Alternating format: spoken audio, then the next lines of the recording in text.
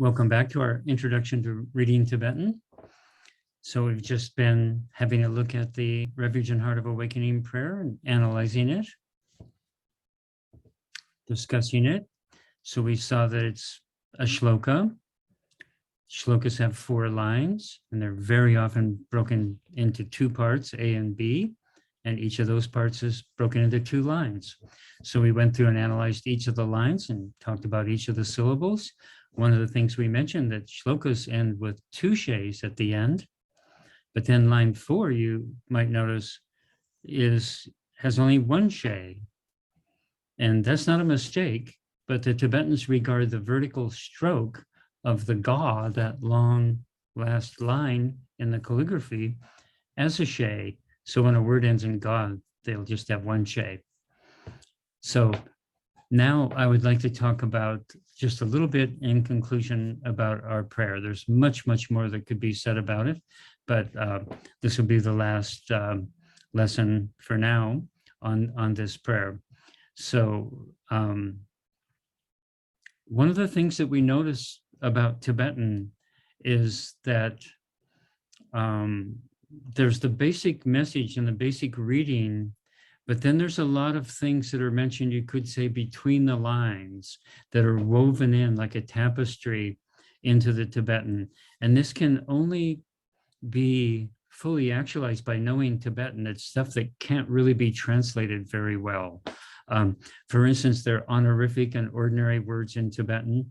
So in some of the practice texts, the sadhanas, liturgies, certain reference will be made, for instance, to the practitioner's body, speech, and mind. And then at a certain point, the practitioner becomes the deity. That's the visualization. You become the deity. And at that point, the translation refers to body, speech, and mind again. So they use the same words in English, but in Tibetan, they're separate words. From when I'm my ordinary person until when I become the deity, we switch from the ordinary to the honorific language. So that's one of the things I mean, that's kind of between the lines, that's very hard to bring out in an English translation because we don't have honorific words. Okay, and so something subtle like that that's woven into this prayer, I noticed after practicing it for years and studying it a bit. The first word in each line is quite significant.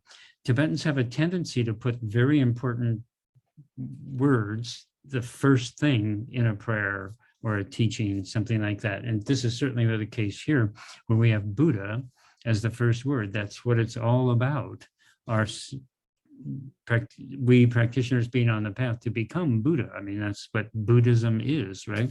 So there's Buddha in the first line of that line, the first word in that line. And then line 2, the first word is enlightenment. We talk about the similarity of those 2 concepts and just thinking about in an ordinary way. Of course, anyone that's enlightened is a Buddha, and a Buddha is enlightened.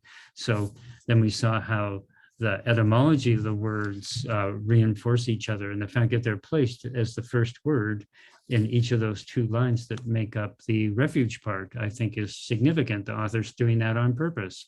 That the master literary scholars and realized beings that translated this Tibetan from the Sanskrit, they're very conscious of what they're doing, and they're great literary masters. So that's certainly intentional, in my opinion. Then if we continue with that kind of line of thought and look at part B, we see that doc, I, is the first word. This is so unusual that it really stands out.